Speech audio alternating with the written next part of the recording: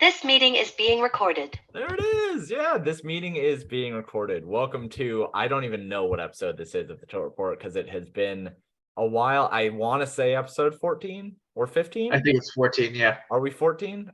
Last time you said one, we had done that episode last time. So I'm actually going to say that we're episode 15 here. Okay. Of the Tilt Report with James and Jeremy. And my name is James. His name is Jeremy. If you have listened to this podcast before, you will know that we have taken a little bit of a break here. Our schedules just got pretty crazy over the last 2 weeks. So we had a lot to deal with, and moving into May, Jeremy is going to be really busy. So we're going to probably be cutting back to once every 2 weeks or so, maybe once a week, something like that. But we're still here. We're still talking shit about things that we get frustrated with, and also talking about a lot of tout drama.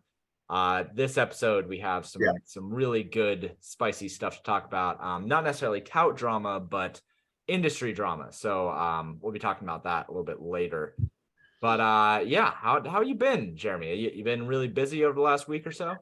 Yeah, I've been pretty busy. I'll take full responsibility for the lack of shows. I've gotten some call outs from our friend Petty Theft. He was like, where the podcasts at? And I was like, that's my fault. And for those of you that haven't listened to every single episode, I have my first child on the way in less than 2 months, a month and a half. So I've had classes, preparing, just tending to my wife's needs because she can't move around very well, things like that. So it's been a crazy schedule for me. So I'll take full responsibility for the lack of podcasts for sure.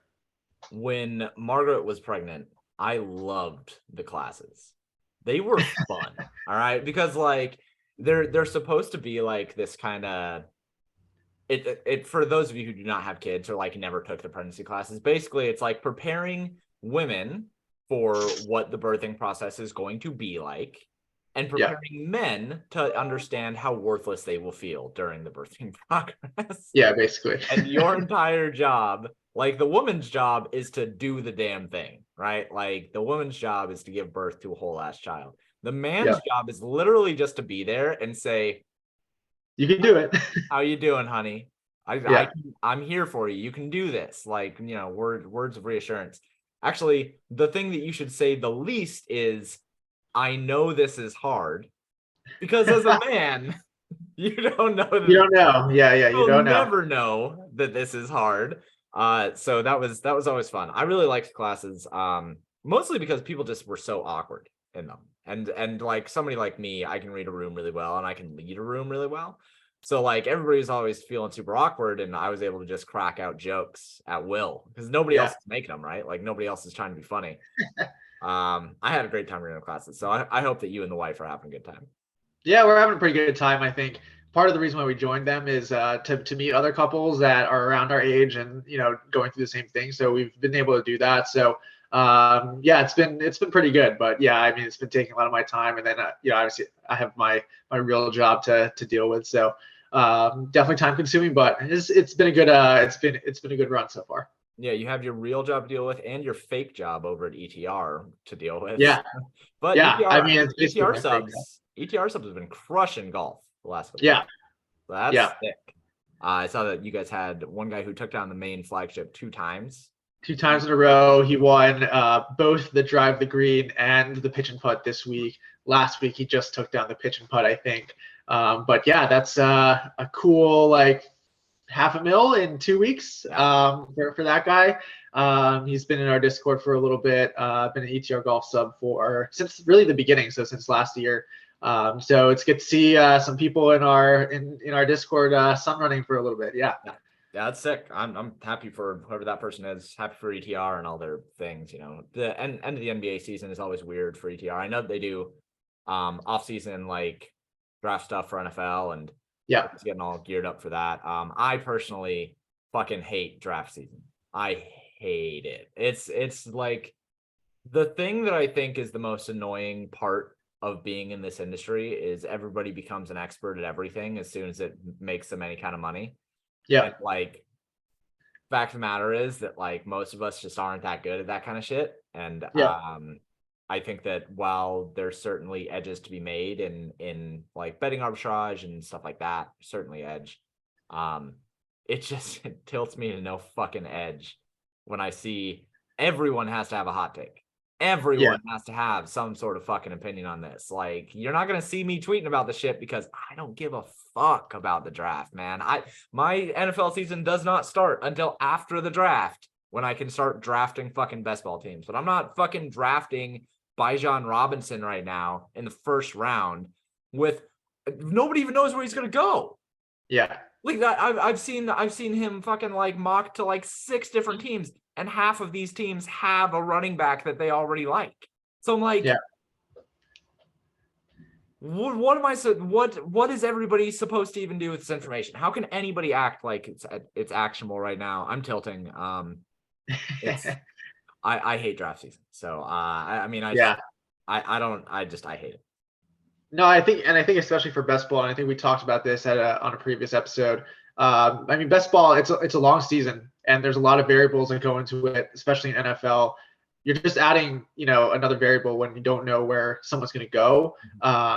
So it's just, it's really just like luck at that point. Yeah. You can have some edge, and like I know, we at ETR, we have, draft props, things like that, where we have guys grinding scouting reports and all of that kind of stuff. That I think has an edge, but I think, stuff like best ball and all of that kind of stuff is just ridiculous. Yeah, there's certainly money to be made, and I commend people who are good at it. I just think that most people are not actually good at it.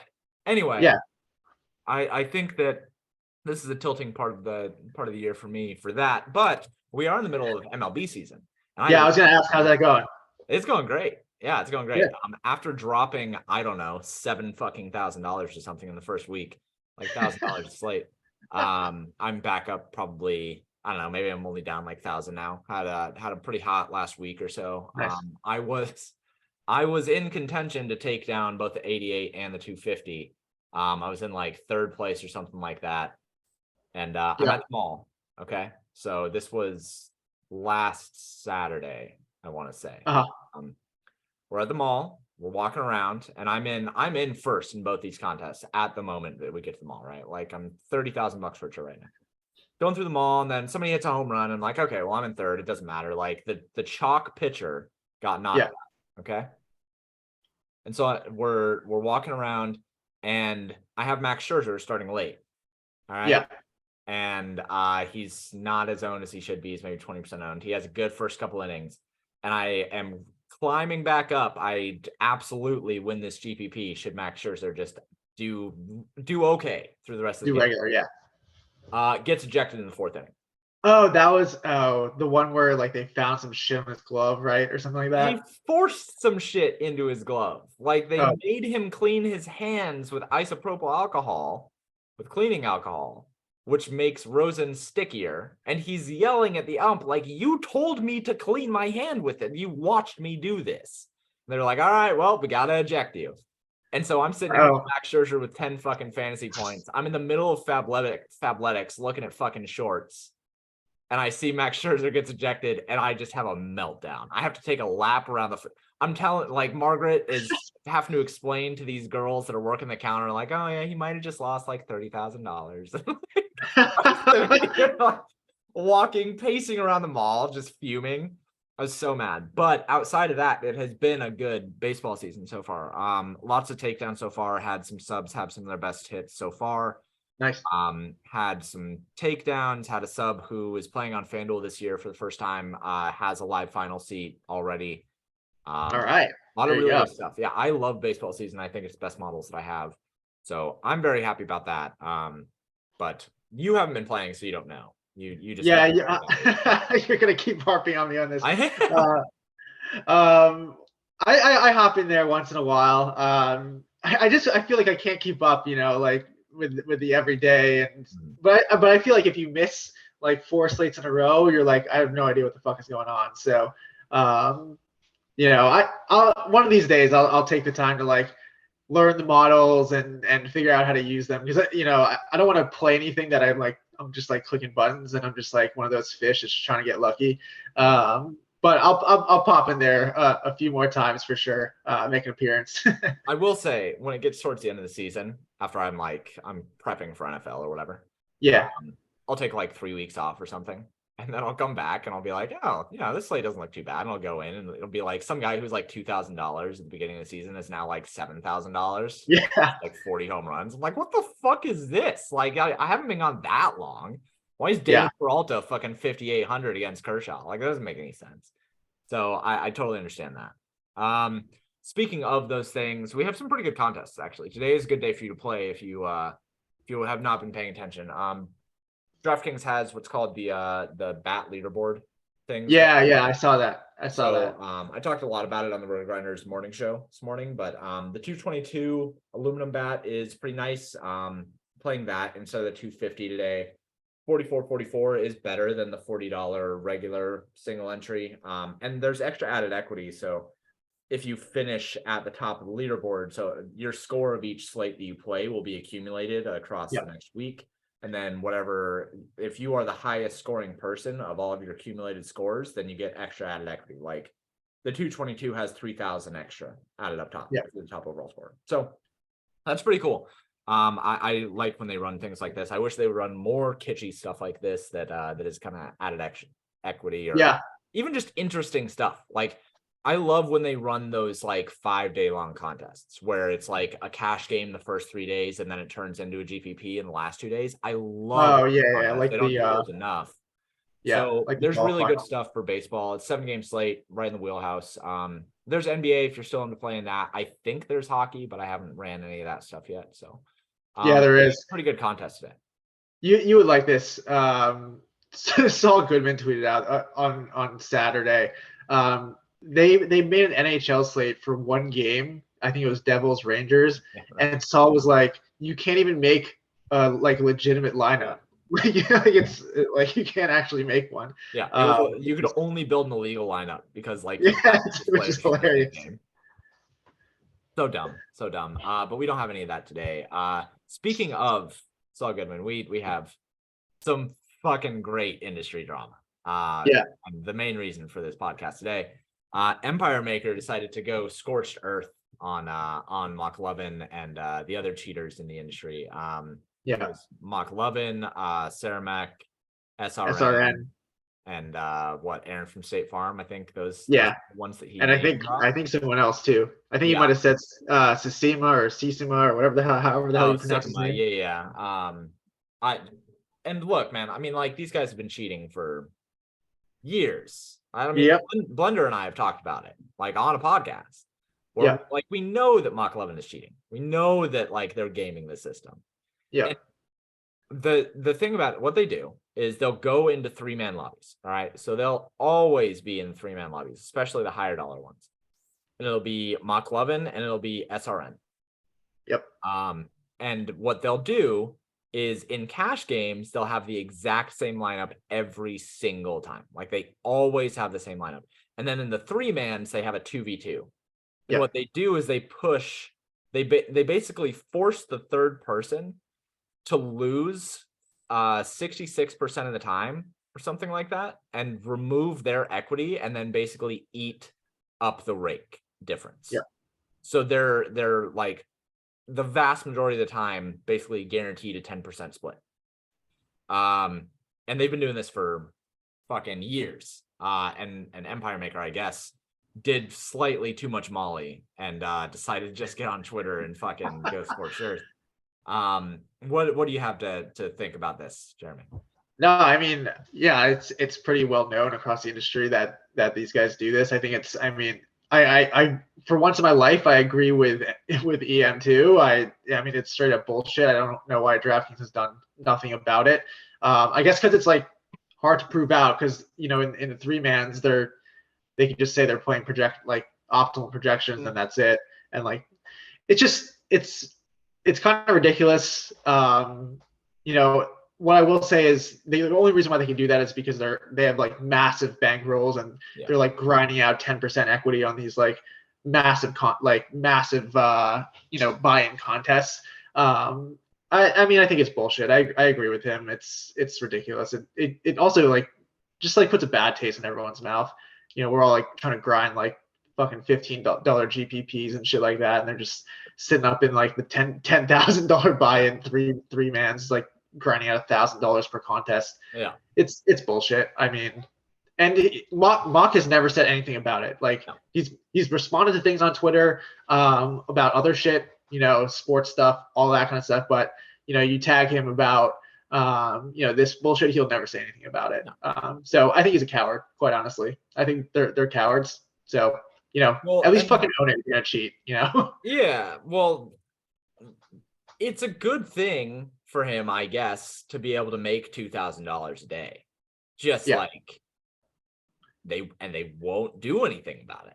Like DraftKings literally will not do anything about it. So if you and another person just like were offered this opportunity, that all you had to do was just like sit at your computer for 8 hours a day, and you make, fucking like $2 a year or something, then you should take that. I would take that. I would do that, right? Like, it's pretty good opportunity for them.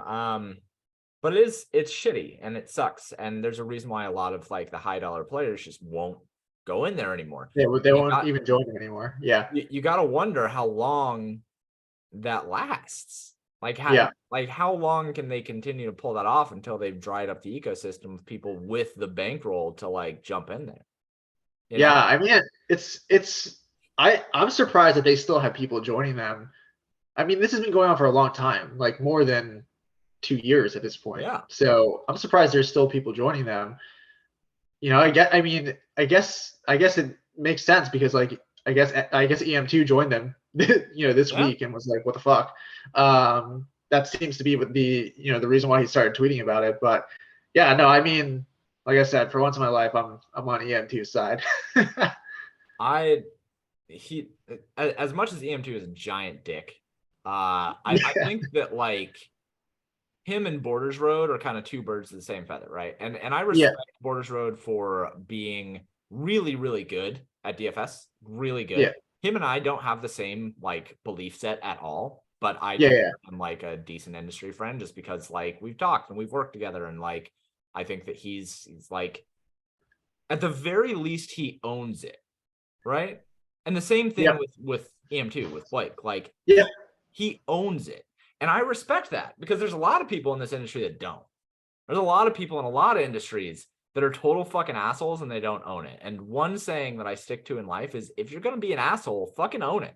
Like, don't try to act like you're some good person. Don't try to act like you're veiled in this fucking mist of intention. Like, no, you're a prick and just own it. Just, it's okay. Like, I don't want to deal with people who are going to lie about that kind of shit. So I agree. At the very least, I can respect that. And that's why I don't respect what Mach 11 is doing, because like, if you're going to be a cheater, like own it, like tell people like, we're like, come try to beat us. Like if you can beat both of us, then you win, the whole pool. Like we can only split it, but you can win the whole thing. Yep. I don't know. It's really shitty. And a couple different people had agreed with him. Like I know that Petty Theft agreed with him, and we know that like CSU Ram doesn't play in those contests anymore, and there's a reason for that. There's all that kind of stuff. So I don't think that any of our listeners that this is new information, but it is funny to see EM2 like come out and really, really like bring it forward and bring it to light and be like, oh, I'm gonna sue them, blah blah blah. I don't know how you sue them is the problem. I don't know how. Yeah, that's gonna be tough.